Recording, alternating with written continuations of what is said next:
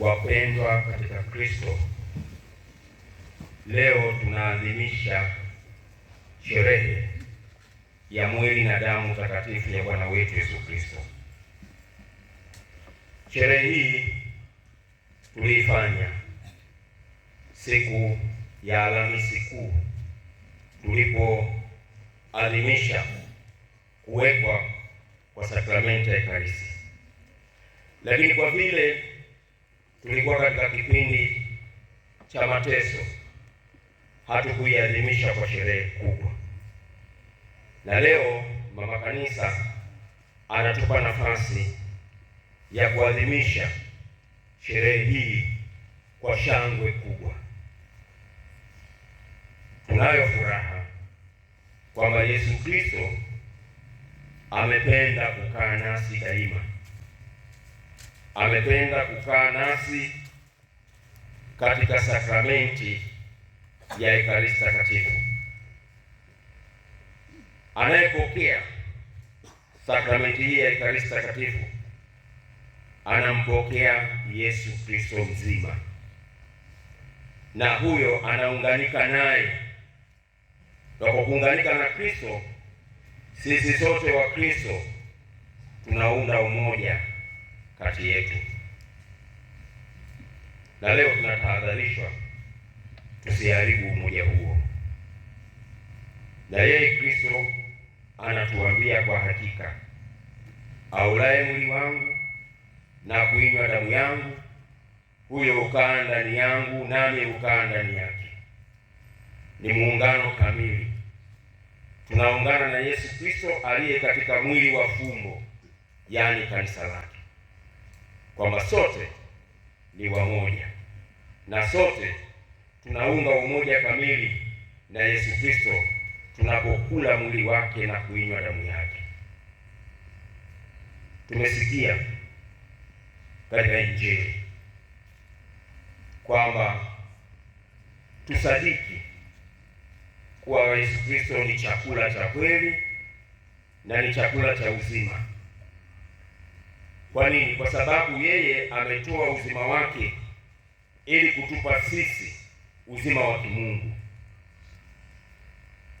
Kumbe inatupasa sisi kumpokea Yesu katika Ekaristi Takatifu tukitaka kweli kupata uzima wa milele na kushiriki furaha ya mbinguni.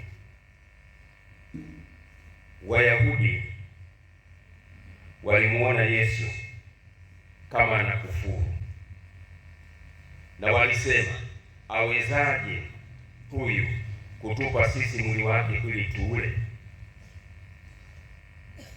Waliona ni kufuru kwa mwanadamu mwingine kunywa damu ya mtu mwingine, ni kufuru. Kumbe Yesu akawahakikishia, na alikuwa akishindana nao, na yeye aliwaambia, amin amin nawaambieni, msipokula mwili wake mwana wa Adamu na kuinywa damu yake, hamna uzima ndani yenu. Kwa nini nasema? Kwa sababu aulaye mwili wangu na kuinywa damu yangu anao uzima wa milele, na mimi nitamfufua siku ya mwisho. Huo ni uhakika, na sisi sote tunaamini kama Wakristo, na tunapopokea fumbo hili la mwili na damu yake, tunaamini hakika kwamba Kristo anakuja kukaa ndani mwetu. Sakramenti ya Ekaristi Takatifu ni sakramenti ya umoja. Inatuunganisha sisi tunaopokea sakramenti hiyo kama ndugu, na inatuunganisha na Mungu, yaani Bwana wetu Yesu Kristo. Kumbe kabla ya kunyongea altare yake, kabla ya kunyongea altare ya Bwana, ni lazima sisi tuwe tumeungana. Ni lazima sisi tuwe kitu kimoja. Kama kuna migawanyiko, utengano kati yetu, wivu na chuki baina yetu, hakika hatuwezi kuungana kweli kweli na Yesu Kristo. Sana sana tutakuwa tunapokea sakramenti hiyo kwa kufuru. Hatuwezi kujiongea hatari hii, kuinywa damu yake, ikiwa sisi tumetengana. Kumbe umoja baina yetu ndio unaotujalia sisi nguvu ya kuwa wamoja na Mungu, kwa sababu huwezi kuwa na umoja na jirani yako kama unamchukia, kama unamsengenya, kama unamuonea wivu. Hayo mafarakano hakika hayatatuunganisha kweli na Mungu. Tutakuwa tunapokea sakramenti hiyo, kula mwili wake na kunywa damu yake, lakini hatutaungana naye katika muungano wa kweli.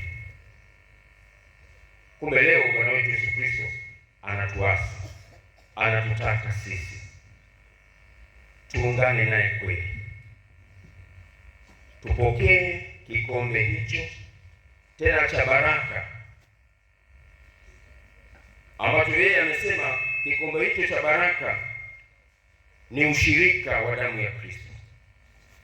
Na tunapomega mkate na kula, basi tunajenga ushirika na mwili wa fumbo wa Bwana wetu Yesu Kristo, kwa kuwa mkate huo tunaopokea ni mmoja.